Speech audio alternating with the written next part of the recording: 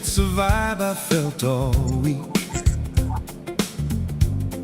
Aloha Friday, the North Shore is calling me home.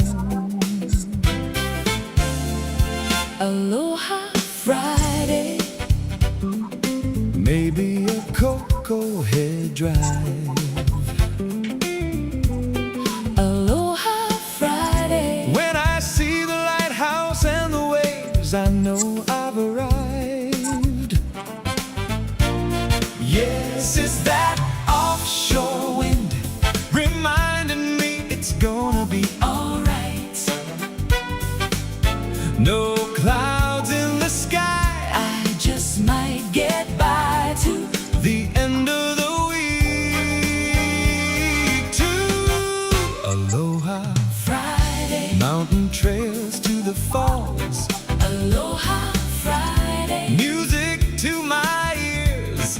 Aloha Friday. Those calls are heading to voicemail.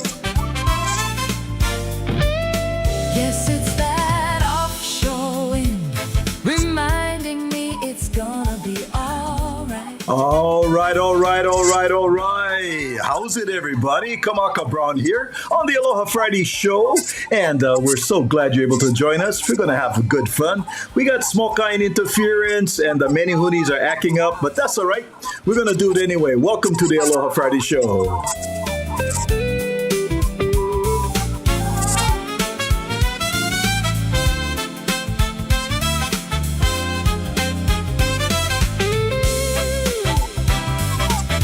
To Aloha Friday, Talking story with friends to Aloha Friday, on the porch with a drink. to Aloha Friday. T-shirt and shorts is All right. Thank you so much for joining us on the Aloha Friday show. This is brought to you by the Sandwich Island Social Network. We are a 501c3 nonprofit organization. On the lower right-hand side of your screen, you can see it says sandislands.org.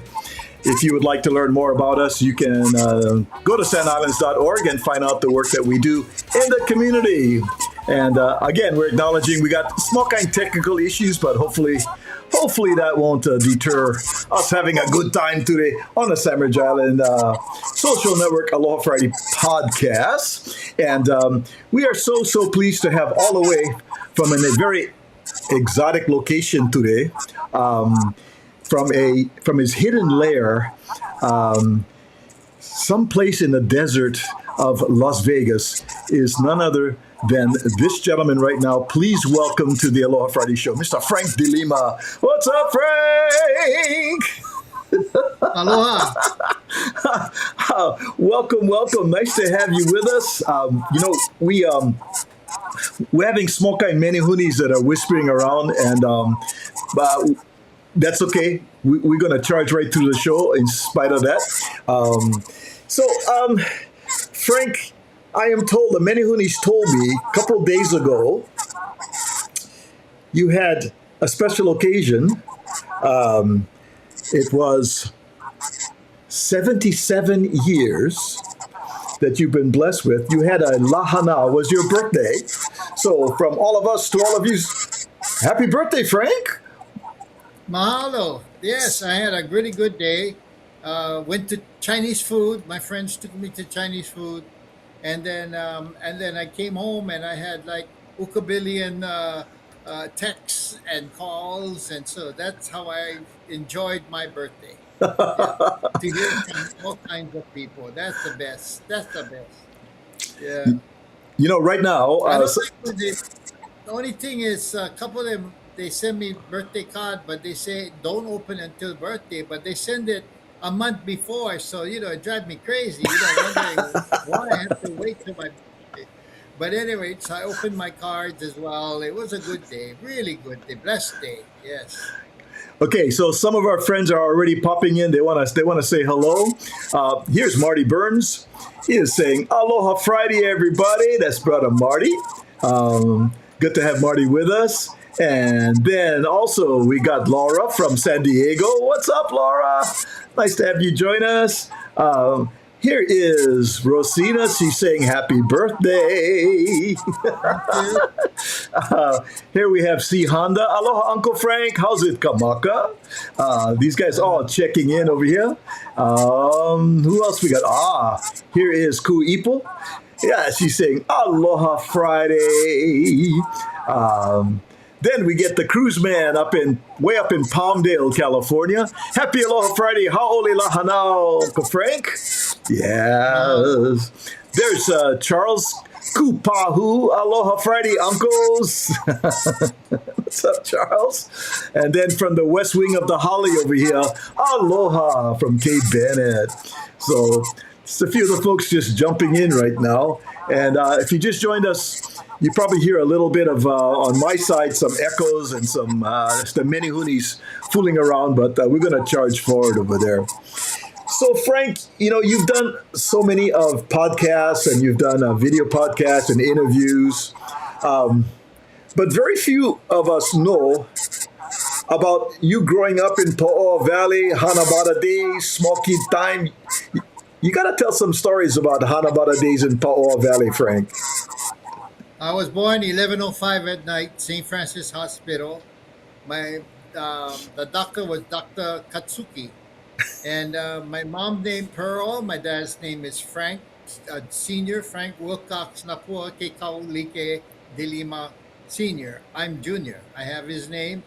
And then I grew up in Paoa. And one of the stories I usually like to tell people in conversation every so often is my first appearance.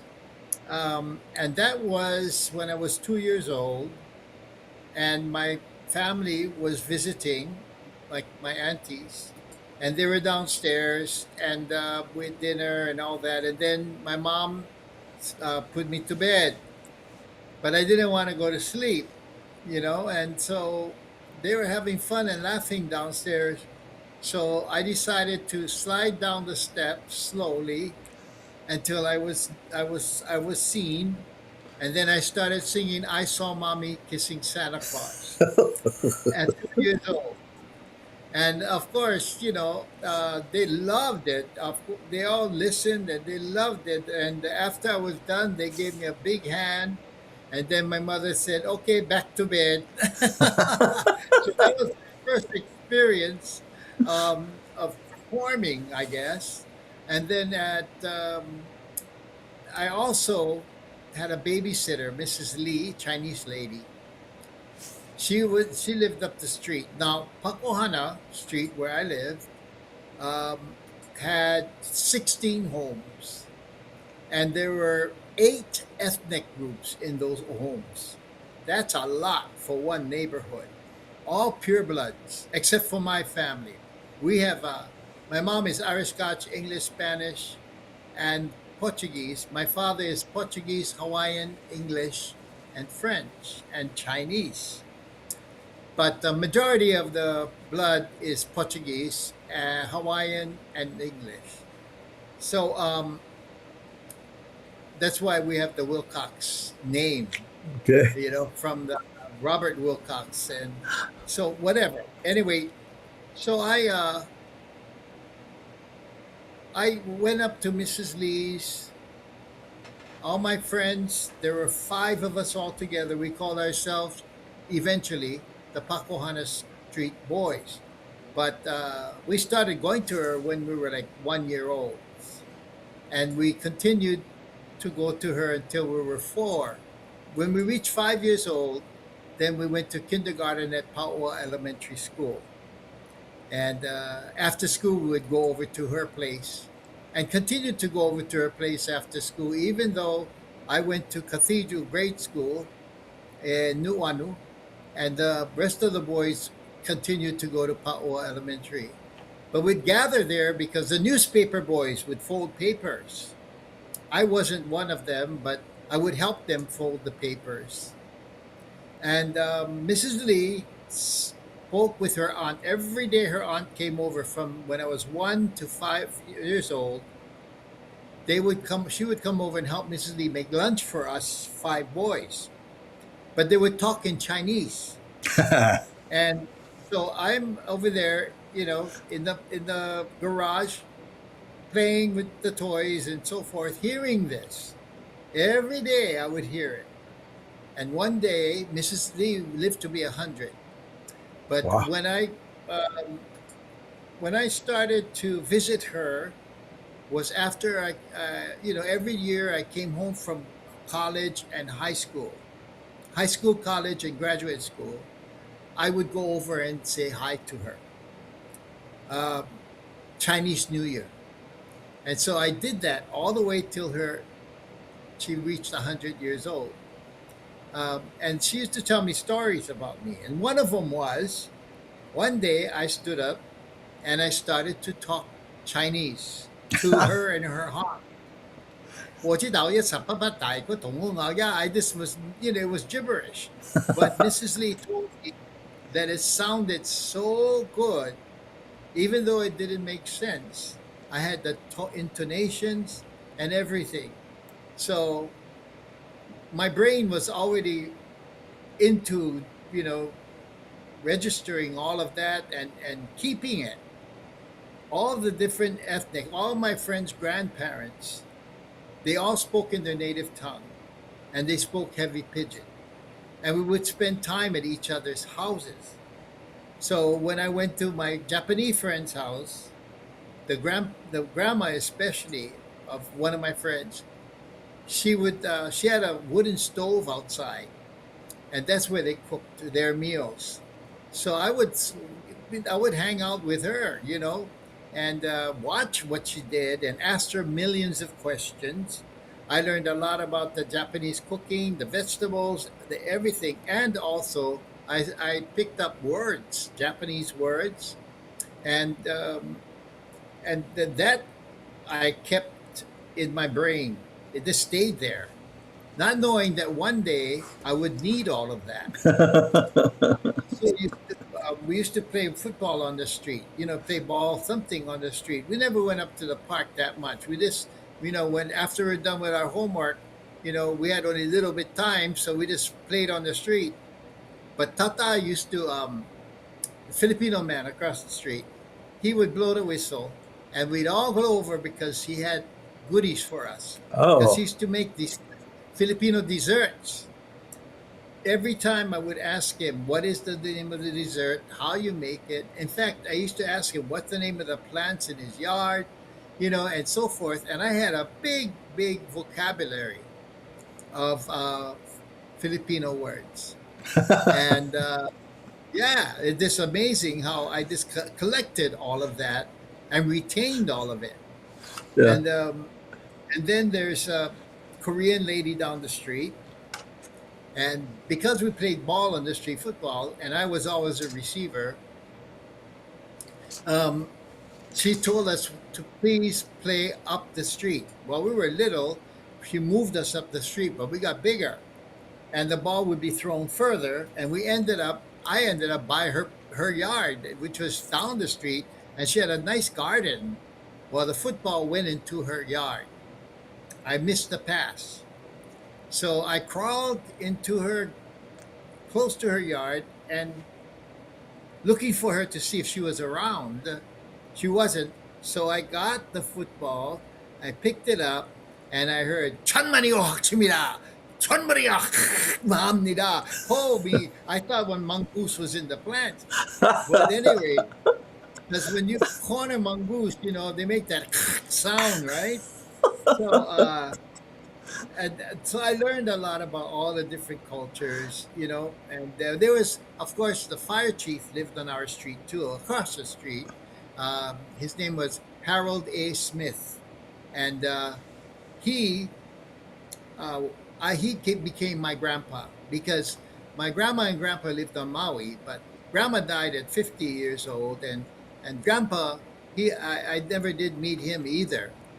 So I adopted H.A. Smith as my grandpa. In fact, we all did.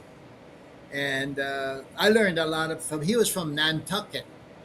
And I learned Uh, a lot about Nantucket, a lot about history. He was just, and a lot about the fire department.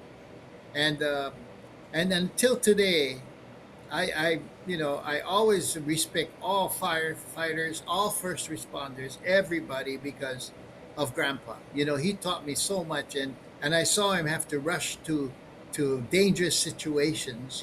But he always came home. So we were happy about that.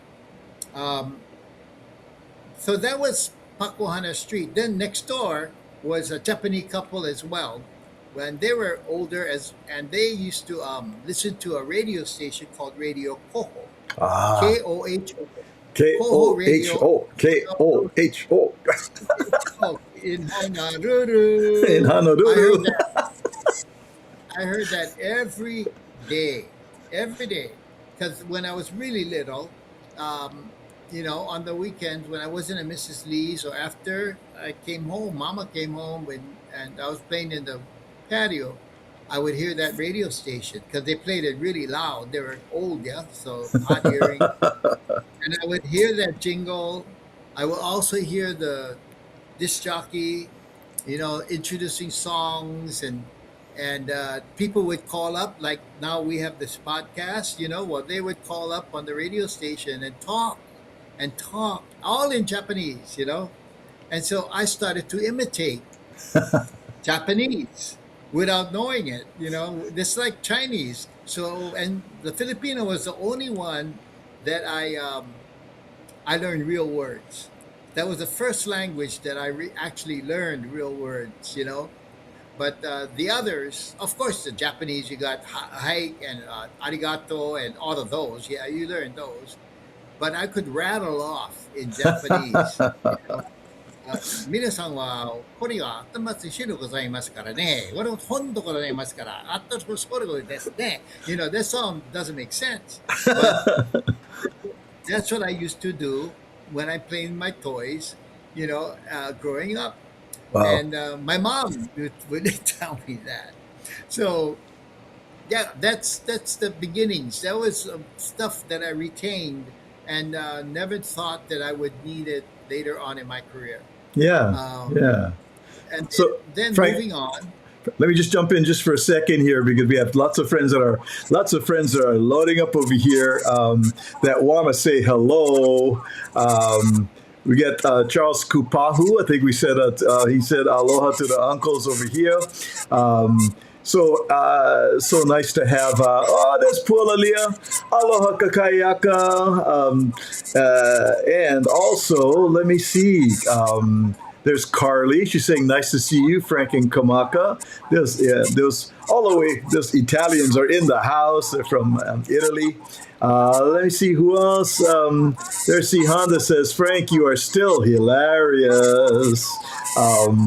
And Marty Burns, Charles Kupahu says that Uncle Frank, you're one of my favorites over here. And then we have the Kupuna. Those are resident Kupuna, Auntie Hetty and Uncle Larry. They're on today. Weehaw! Welcome. In fact, Uncle Larry, from that whole area, Paoa Valley and all of that, so he's very familiar with what you're talking about here. But Frank, Oh, okay. what I'm hearing, Frank, is at a very early age, you're absorbing like a sponge all of these, right? And Everything. right, and so I want to show our friends this right here. You know, um, in your shows of how you're using that background. Tell us the first one, on the left over here with the brown skirt. What? Who is that? Can you see that one? I can see them. Yes, all the Yeah. characters. So the one on the left hand side with the brown skirt is that That's Maria Tunta. Maria Tunta? Okay. Uh, and and what's her story, Frank? Maria Tunta. Well, okay. While I was growing up in Pauoa, uh, I used to go out with all of my friends to the different festivals. I mean, I Ah, was rich with culture. Mrs. Lee would take us to the Chinese New Year's, to the Moon Festival, and to all those Chinese festivals. She would take us, little boys. We'd all go with her in the car.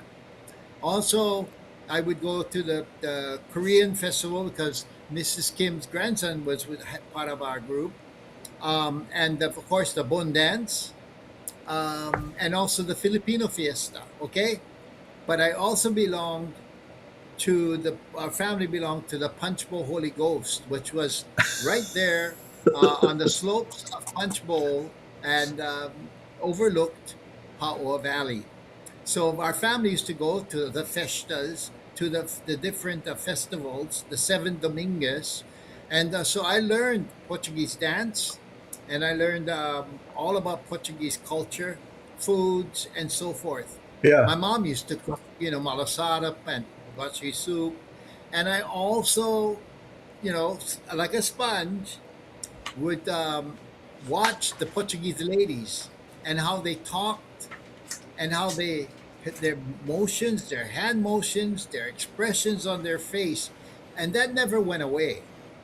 And so when I became a comedian, one of the first characters I did was Maria Tunta because I always heard Portuguese ladies talking about different people.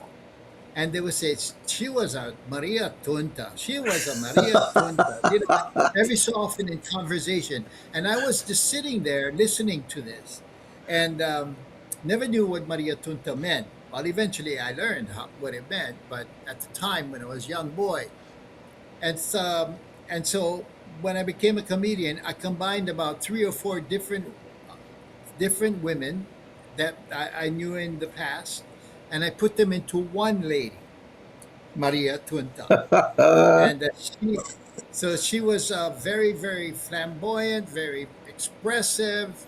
Um, but of course, her stories were, I tied in Portuguese jokes, but I Right. tied it into her stories. Yeah, yeah, yeah. So it wasn't just telling Portuguese jokes, it was her telling a life experience Yeah, with yeah. her husband or her brother or her friend, you know? And that's how I got my Portuguese jokes across through her character. And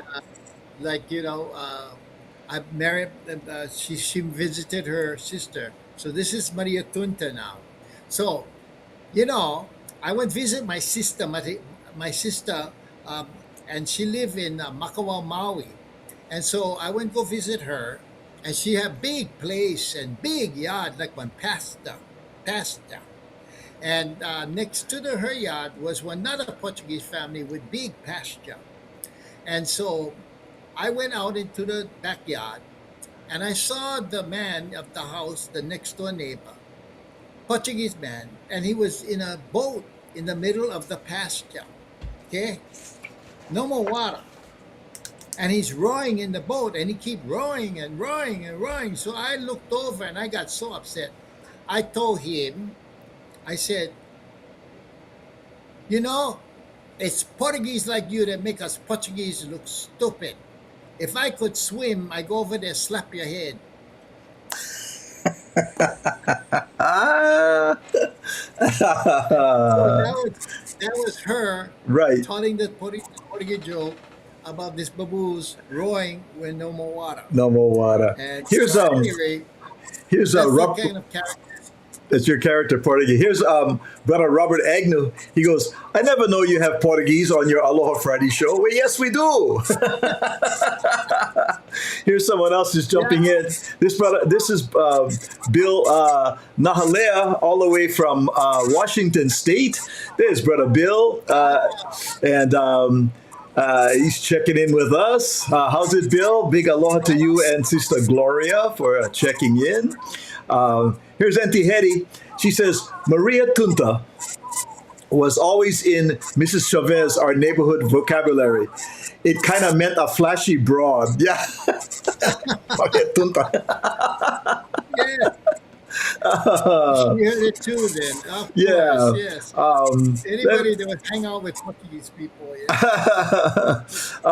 let me see. Oh, the comments are coming in fast and furious over here, and I want to make sure I don't miss anybody. And of course, Marty Burns is just getting a kick out of all your stories over here. He's laughing a lot, on that. So your characters are so rich, in flavor.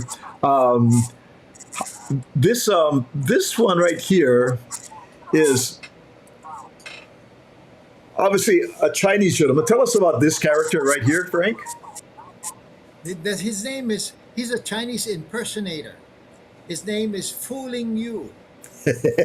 And so what he does is he talks Chinese, the kind make up kind Chinese, and so then he brings up well, first of all, he does impersonations, okay, like for example, impersonates Elvis. But you have to see it in my show to see how it's done with music and so forth. He also does a game show called "Would You Like to Be a $5 Heir?" And then he brings up a contestant, and he asks him four questions, each worth $1. So some people miss that joke, but it's there. It's $5 heir, four questions, each worth $1. And so then they move along, and then ask the questions, and then um, at the end, I tell him that the money is in the mail. So but the questions are really ridiculous, and like for example, the question number four is who is the president of the China? Who is the president of Mauna Kea Street Board of Directors? you know, of course, nobody knows. I mean, that's a ridiculous question, and so, you know, um, I just point to I say A B C D, and I have names like Chun and Wong and Wong the Wong one and that kind of stuff.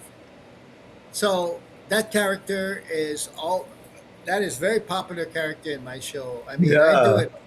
I do it a lot. Yeah, it's like a repeating character because when you have that character and you bring up somebody, it's always somebody new. It's never the same person, So that person, whoever it was, whoever it is, whoever it will have their own personality. And every time, even I have to laugh sometimes because the way they think, the answers they give, it's just like amazing how that skit never gets old. Here's another character now, very very popular. Tell us about this character right here. No, that's my sumo tori. His name is Lolo Bono. You got you heard of Akebono, right? So Yeah. I knew Akebono, and so I knew Jesse Puhalua too. In fact, I even saw let's see, who was that? I went to Stratford, draw blood, yeah, to have blood test, and he was there. So I know three of them anyway, but Jesse was the first sumo from Hawaii, from Maui, that I met in Japan when I went there to sing, and that's a whole different story. If you want me to get into it, I can. Would you like me to talk about how I got to Japan and singing and meeting and whatever? Oh, Or you want? absolutely, absolutely. Yeah. Okay, all right. So this is years later, and I already went through the seminary, 8 years, ordained a deacon, asked to be laicized, but they remind me that I'm still a deacon. I said, how can I still be a deacon if I ask for laicization? Because they said, God, that's what you had promised. And I said, okay, then that's how I'll be. But but I still went into the entertainment business, which is nightlife. And I went to this club because my friends at the noodle shop, they came to see me. That was my second club that I worked at, but the one that really made me popular. And so my friends took me to this place called Koisan, and the lead singer there was Aiko Sekeguchi. So I said, yeah, I would like to go. I love Japanese music from when I was a kid, Radio Koho and the Japanese singing on TV and everything. So I was excited. So I went and I really enjoyed it. Well, the drummer said, there's a comedian in the audience, brand new guy, in Waikiki, and so she asked me to come up.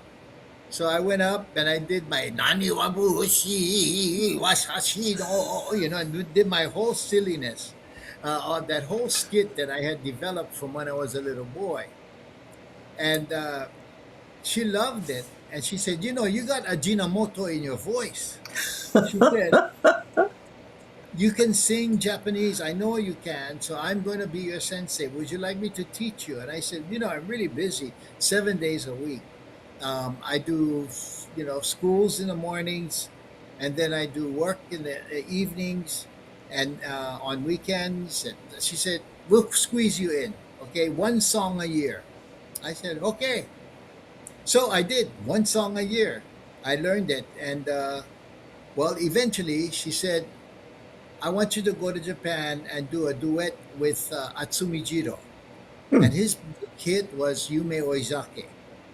And so I said, oh my goodness. I said, I only know the first verse. She said, you can write the words out on a big cardboard and put it on the floor. I said, okay, that's what we're going to do. That's what we're going to do. I also memorized a Japanese shopping song, 400 words. Oh, And it takes about 3.5 minutes to sing it. Um, 今日明日は仕方私のおちわてんよわんさわぎぼんちょがつ一緒のきてよねてんてこまいのいすかさ何が何やらさっぱりわからず and it goes on like that really fast. And so she said, I want you to sing that song too. And I said, okay. So we flew to Japan, and and we went on Fuji television, and I was live throughout the country of Japan, and so what happened was I also my cousin Charlie Aruda, who was the food and beverage manager of the Maui Beach Hotel, knew Jesse Kuhaulua and knew the manager, and so he contacted them to let them know that I was coming to Japan. And so we met with Jesse, and I never met him in person. Okay. And so he walked into the hotel lobby, big lobby, and we were at the tea section where you sit and have snacks and so forth. He walks in the door, this giant mountain. All these Japanese that were there in the lobby, they just like a swarm, this surrounded him. And as he walked towards me, you could see the top of his body, and they were just moving along with him, taking pictures and whatever it may be. Oh, wow. it was amazing. And then we sat and talked story, Wow. just so that's how I knew the sumo. That's how I learned Japanese singing and got to go to Japan and sing. And also eventually, I was participating in the cherry blossom in Hawaii, and they call it the Kohaku Tagaseng. And what happened is every year I would be singing a Japanese song. The only Portuguese, the guy said, what is the Portuguese doing on your TV or podcast? And I said, well, I was also the only Portuguese at that Kohaku Tagaseng, and was like a whole bunch of guys and gals singing Japanese songs. But I was on the men's team. Wow. Eventually, I made it to captain of the team. Huh. That's how good my sensei was. Wow. Yeah. So Amazing. that's the story about the sumo. And so I decided I'm going to do a sumo character. So I asked Kathy James. She is a costume lady for a lot of shows in Hawaii and also for the theater. So I got to meet her, and she started doing my costumes from the noodle shop days. In fact, she created Imelda Marco's costume, and I dressed up as Imelda, and Imelda came to my show, and she loved it. And she said, I can't believe you look so much like me. So that's how good this costume lady is. She Yeah. made the suit as well, and that costume looks great. And Wow. I'm so happy with it. And that costume lasted me all the way till today. It Wow. also made it to every elementary and middle school in Hawaii for 50 years, Wow. 45 years, because we created it about 40, I think it was 45 years old now, the Okay. costume. And yeah, so the kids loved that character as well. I And it's bet. Lolo Bono. Lolo Bono. Lolo Pono. Here's Auntie Hetty. Uncle Larry says, Uncle Larry and I are cracking up already. They're enjoying it so much. You know what? We're going to take a break. If you just joined us, thank you for coming on board. We're happy you decided to spend your time with us on the Aloha Friday show. We are with a very special guest, Uncle Frank De Lima.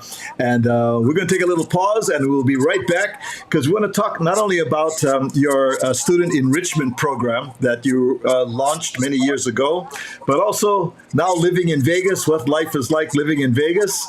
And then also about a very, very special concert coming up in October right here in the Los Angeles area. So we're going to take a break. We will be right back.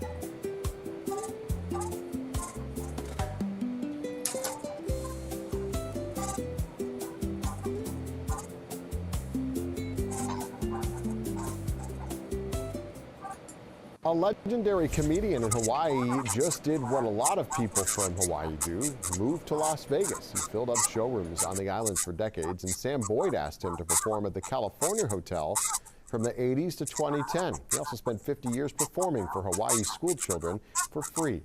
Fox 5's Joe Vigil talked to him about one of the skits he's most well known for.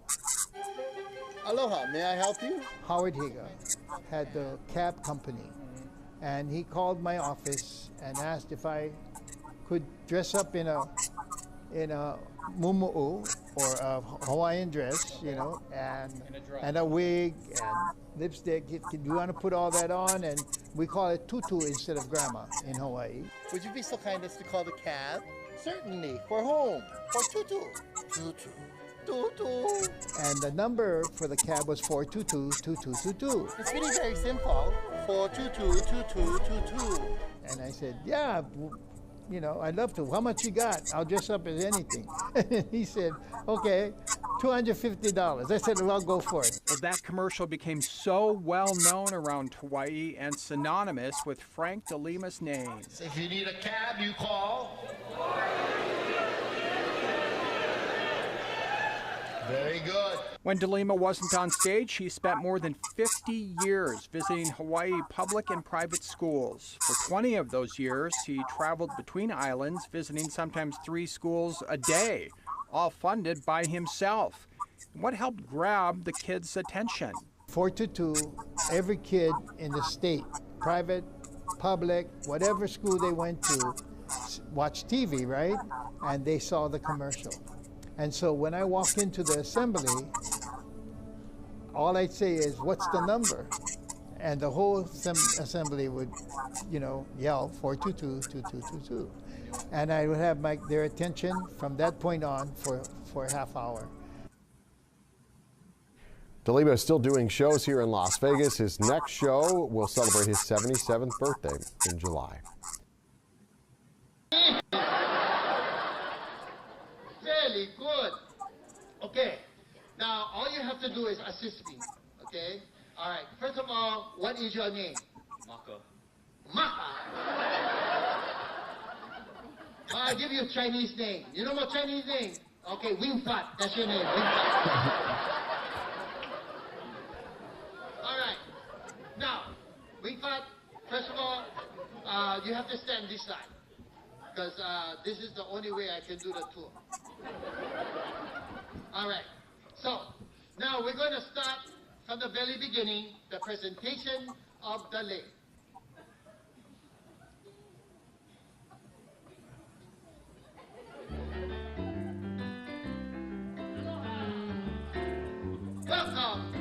tropical night tours.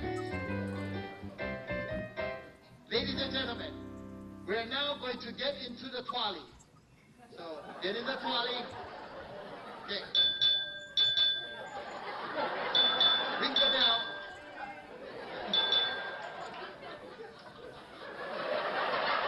Okay. I think you got a good timing with the bell. Okay, now.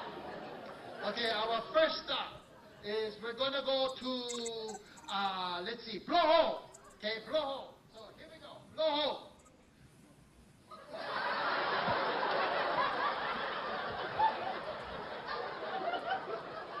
Oh, it's windy today. Windy. There we go. Okay, and now we're gonna go to Sandy Beach. Oh, you duck, you, huh? You must be Chinese, a duck. Okay, now we're gonna go to, go around, we're gonna go to, Waimanalo, duck! Okay, now we're going up the Pali to the Pali lookout. Oh, the windy up here. Windy, windy, windy, windy, windy.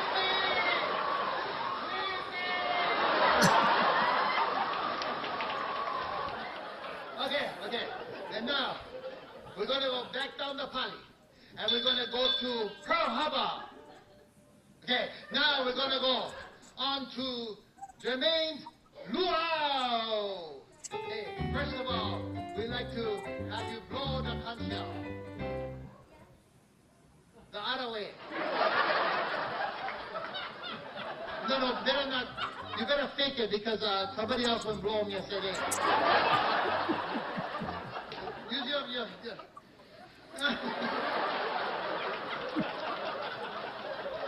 Okay, now we're gonna do the luau, scratch and sniff luau. Okay. Yeah, scratch and sniff. Now we just do some Hawaiian music.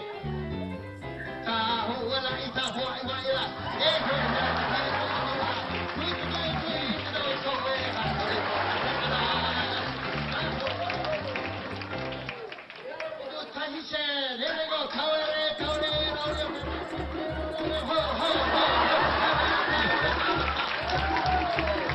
Now we take it to the beautiful island of New Zealand, Maui. Very good. I cannot believe it. You hired. Okay, let's return to Waikiki. All right, we're back in Waikiki. Thank you very much. I'll take the lay back for tonight. A legendary comedian in Hawaii just did what a lot of people from Hawaii do, moved to Las Vegas. He filled up showrooms on the islands for decades, and Sam Boyd asked him to perform at the California Hotel from the 80s to 2010. He also spent 50 years performing for Hawaii school children for free. Fox 5's Joe Vigil talked to him about one of the skits he's most well known for. Aloha, may I help Again, you? he's showing it again. Had the cab company, and he called my office. He has legend status as a comedian with roots in Hawaii.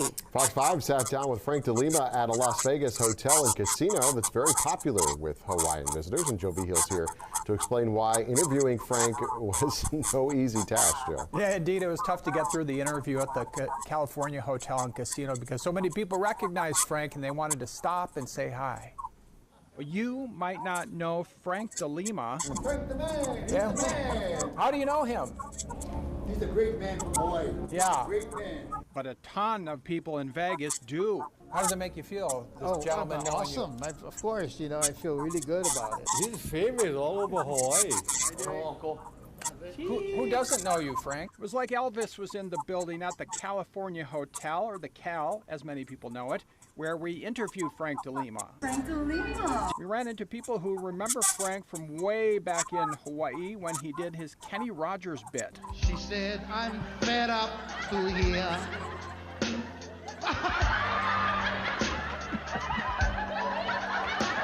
And people remember him performing in Hawaii schools. for 50 years. So how many students do you think you saw over all of these years? Can you take a wild guess? My brother figured out maybe about 2 million. I don't know. For real? So, 2 but it's million? 50 years. My name is Benny Ashiro. De Lima had all kinds of kooky characters over the years and started performing at age 3. I've been coming to Vegas, though, once a year since the late 80s, when Sam Boyd had called me and said if I wanted to do a show here.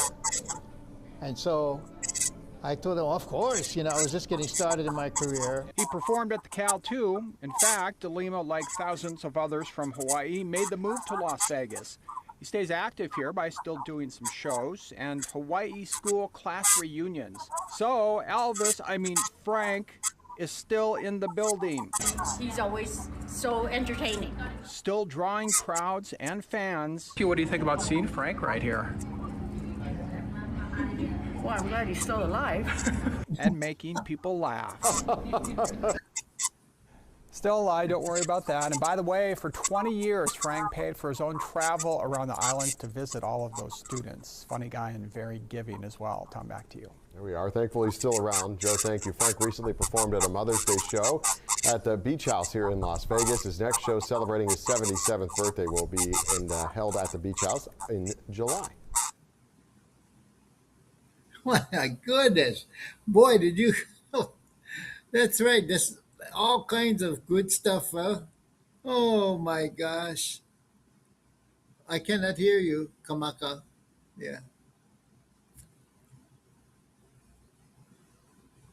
I can hear me, but not you.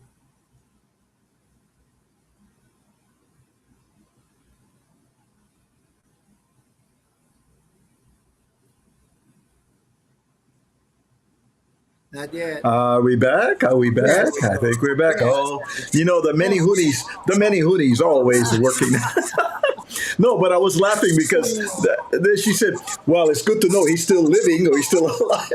I know that was something else. When people get to the old age, sometimes they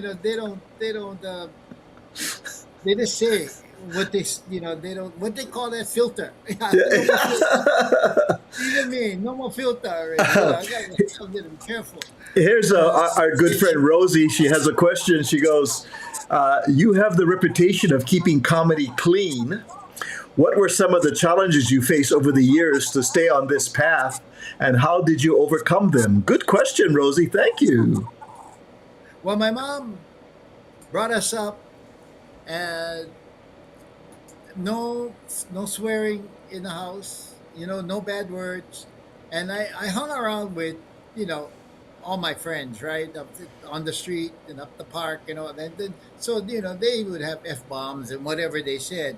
But because I'm also was, my mom and dad, the whole family were very, very strong Catholic. And so altar boy, the whole 9 yards. So I had God in my mind, at all times, and through the years, I managed to be very careful and try not to. So if you swear on a daily basis, off stage, it's going to come out on stage. So you just don't use bad words. And as far as telling, like sexual stories and all that kind of stuff, like I keep it. I don't think I remember any kind of stories that I included in my shows. It was always ethnic humor from the Hawaii days of me growing up, and this kind of created characters and so forth. You don't have that kind of. You don't need that kind of language or those kinds of stories. Yeah. Because it doesn't come with those characters, and it doesn't come with my stories of growing up. Yeah. So that's why I managed to keep the show. This was not automatically clean, but no matter what kind of comedy you do, whether it be and a lot of the comedy is especially mainland comedians, they swear a lot, and they also would tell those kind of erotic stories and so forth. But um,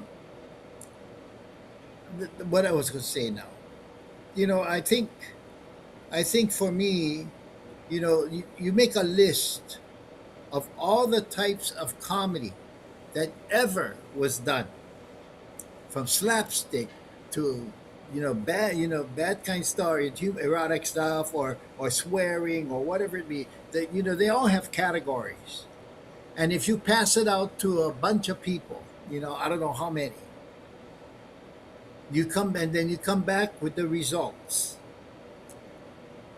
Every single one will have a check to it, a check mark, saying that they don't like that kind of humor.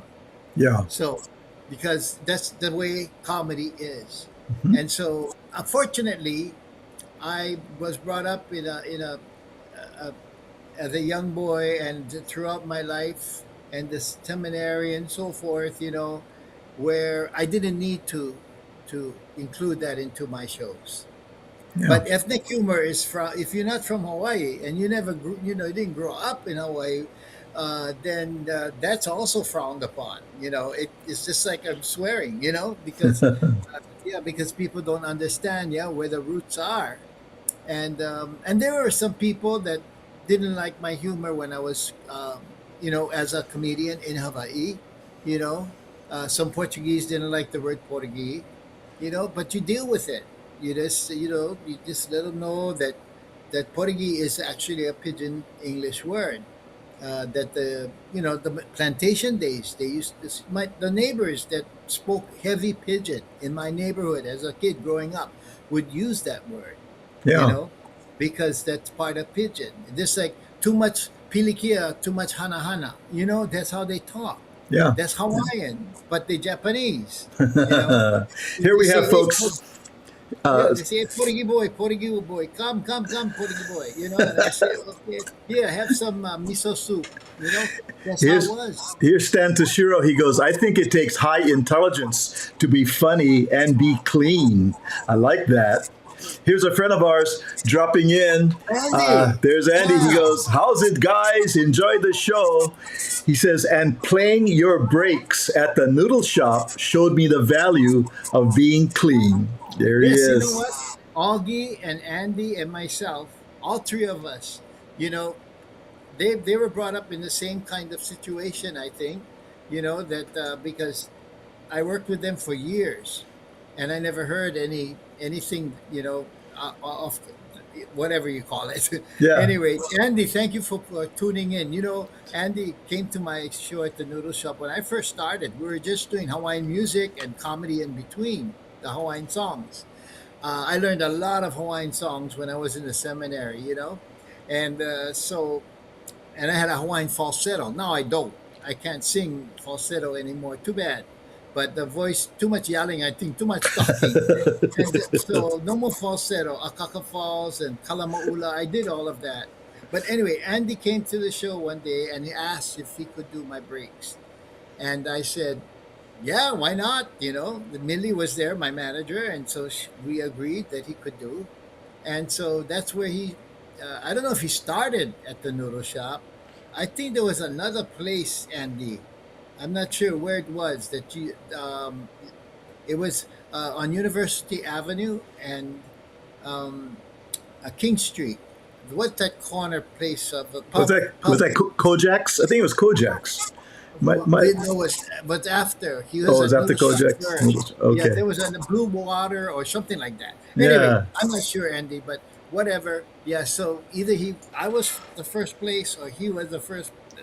He went someplace else first, but he got good, and he got good that the Kojak owner came along. I think There it you was a go. Kojak owner came Yeah. along and asked Andy if he wanted to go work with him, Yeah. and Booga Booga, came along as well. Yeah.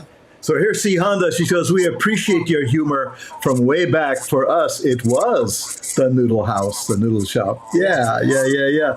Here's Sans Toshiro says, his imitation of Japanese I think is so hilarious because it is so spot on. The way he imitates the Japanese Inca singers shows he listened to it a lot. Yeah, Yes, no question. and ended up singing it in Japan. Now, Frank, my goodness, our time is slipping by real quickly, but I wanted to just touch upon something that was very important to you. You did all the comedy shows and, many things you enjoyed. Your student enrichment program in the schools was something that's very near and dear to your heart. You visited so many schools. In fact, you've engaged over 5,000 performances in Hawaii youth, grade school, and middle school over the years, and touched so many students with your program. And that's something that was really special for you over the years. Yes, because when I was 8 years in the seminary, during the summer, I used to work the summer fun and summer camp program, CYO, and I learned a lot about kids, how to keep their attention, what makes them laugh, and I learned through people that. The peanut butter and jelly song. I started doing peanut butter, jelly, and also going on a buta hunt. We changed it. It was going on a bear hunt, and I changed it to going on a buta hunt along with the counselors at CYO, and we just made a whole skit out of it, and that's what I took to the schools. So the elementary schools kids loved it. Well, in between all of this stuff, like the sumo dance and all that stuff, and parody songs about health and so forth, in between I had a message. And so the kids enjoyed me so much that they respected me, and they would sit still and listen to my message year after year, school after school. And so I'm fortunate that, I had 350 schools on my schedule, and I visited these schools every 2 years. It was complete. The military schools, the private schools, the public schools, up to 8th grade. And it was 3 schools a morning, 5 days a week. And this was the first 20 years of the program. And then that I did on my own. But then business was not as good. And so I reached out to the community, and I started a golf tournament, and I got help from Chevron, and I got help from Aloha Airlines, and help from the hotels that I was performing at. And so we all put our whatever we could help together, because it costs $65,000 to do the program. And so that was, and I got some help from Brian Taniguchi, and the legislature helped me write grants. So I had 3 grants from them through the last 25 years. And so I thank all those people that helped keep the program going. I got it started, but at the ending part, it was kind of tough. So these people came through. And I appreciate it. I did visit a lot of children, but as I was visiting him, I didn't even think about it. Until now, when people interview me, and then I asked my brother, how many kids did I visit? Because I don't even know, And he said, maybe 1.5 million. And I said, what? And he said, no.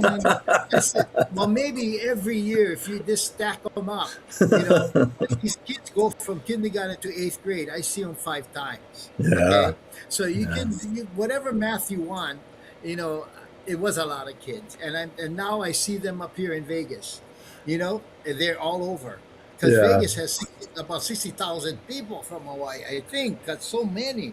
And so I go to Sam's Club, and the security guard is 6'5", big Hawaiian boy. And he tapped my shoulder, and I turn around, and I look up, and he says, Uncle Frank, you visited me kindergarten. And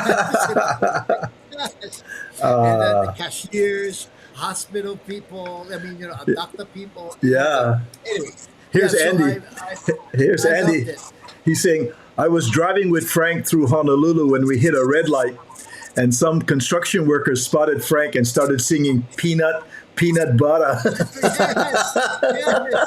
It's amazing how those things happen. They don't forget, I guess. Thank God. And he also says that Millie paid me $10 for the first set, and I kept that check for years.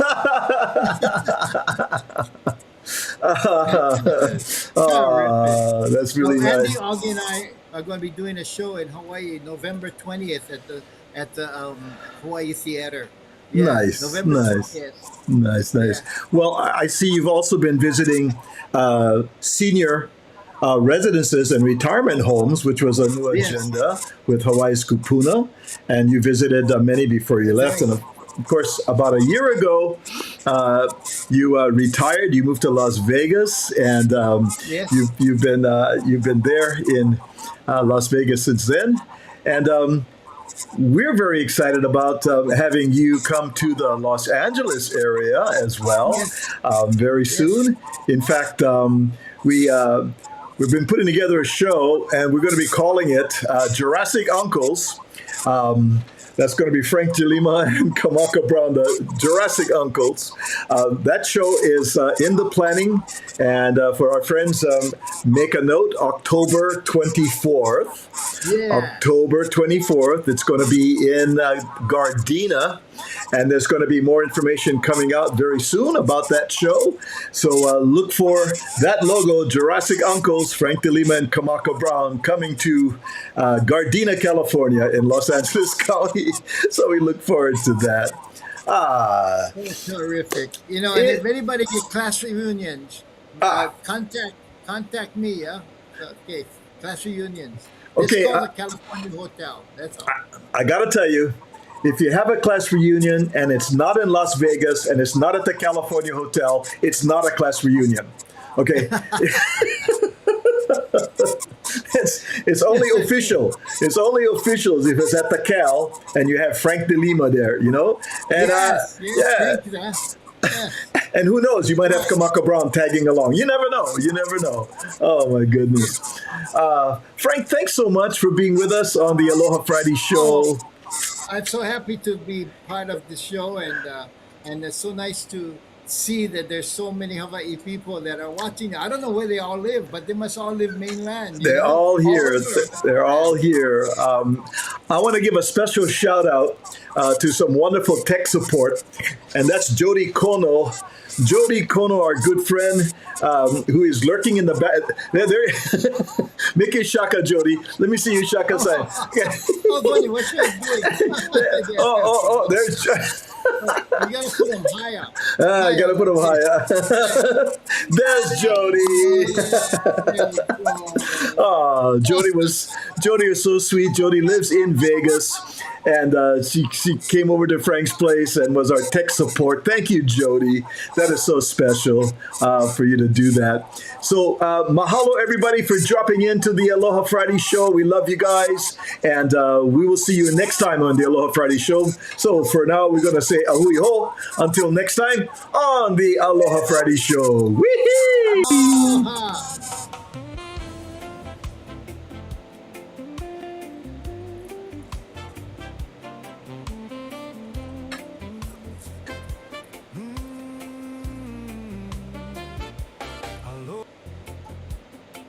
It's a vibe I felt all week.